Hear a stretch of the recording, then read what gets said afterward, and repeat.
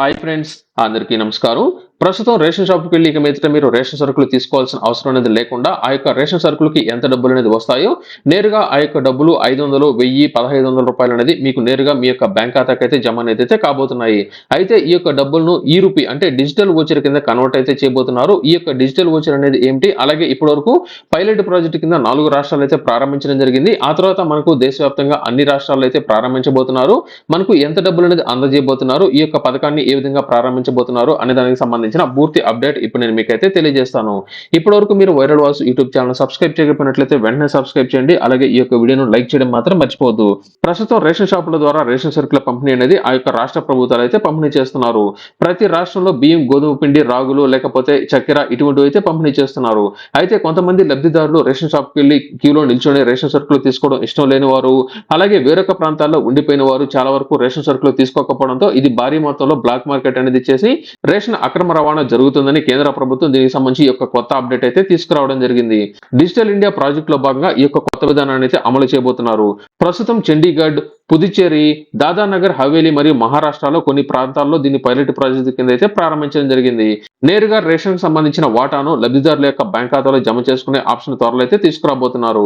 ప్రస్తుతం ఈ యొక్క పైలట్ ప్రాజెక్టు కింద ఈ యొక్క పథకాన్ని ప్రారంభించిన వెంటనే 76,000 మందికి సంబంధించిన నకిలీ రేషన్ కార్డులు గుర్తించినట్లయితే తెలియజేశారు. త్వరలో అన్ని రాష్ట్రాల్లో కూడా దీన్ని అయితే అమలైతే చేయబోతున్నారు. భారీ మొత్తంలో నకిలీ ఈ యొక్క రేషన్ కార్డు గుర్తించడంతో పాటు అక్రమ రవాణాను కూడా అరికట్టే అవకాశాన్ని అయితే మనకైతే కల్పించబోతున్నారు.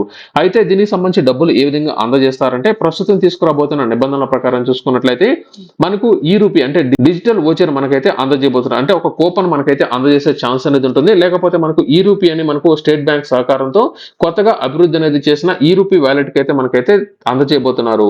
ఈ యొక్క ఈ-రూపీకి వచ్చిన వాలెట్ ను నేరుగా మన యొక్క బ్యాంక్ అకౌంట్ కు ట్రాన్స్ఫర్ చేసుకునే విధంగా, లేకపోతే షాపుల్లో ఈ యొక్క రేషన్ సరుకులు కొనుక్కునే విధంగా కానీ లేదా ఇతర వస్తువులు కొనుక్కునే అవకాశాన్ని కూడా కల్పించబోతున్నారు. త్వరలో తీసుకురాబోతున్న ఈ యొక్క కొత్త విధానానికి సంబంధించి ప్రతి నెల రేషన్ కార్డుదారుడికి సంబంధించి వారికి ముందుగానే నమోదైతే చేసుకోవాల్సి ఉంటుంది. మాకు రేషన్ సరుకులు వద్దు, మాకు నేరుగా ఈ యొక్క డబ్బులు మా యొక్క బ్యాంక్ ఖాతాకు ట్రాన్స్ఫర్ చేయాలని ముందుగా కనుక మీరు తెలియజేసినట్లయితే మీ యొక్క రేషన్ కార్డుకు లింక్ అయిన మొబైల్ నంబర్ కు ఒక ప్రత్యేకమైన వోచర్ మీకైతే రావడం జరుగుతుంది. అంటే ఈ వోచర్ మీకైతే వస్తుంది. మీ కుటుంబ సభ్యులు అంటే మీ యొక్క రేషన్ కార్డులో ఎంతమంది అయితే కుటుంబ సభ్యులు ఉన్నారో దానిని బట్టి ఆ యొక్క క్యాలిక్యులేషన్ అనేది చేసి ఎన్ని కిలోల బియ్యం అనేది వస్తాయి, ఎన్ని కిలోల రాగులు లేకపోతే ఎన్ని కిలోల గోధుమ పిండి, ఎన్ని కిలోల చక్కెర అనేది వస్తుంది, దాన్ని అంచనా అనేది వేసి ఆ యొక్క అమౌంట్ కి సంబంధించిన వోచర్ మీ యొక్క వాలెట్ కి అంటే మీ యొక్క మొబైల్ నంబర్ కానీ లేకపోతే ఈ-రూపీకి సంబంధించిన వాలెట్ కి అయితే అందజేస్తారు.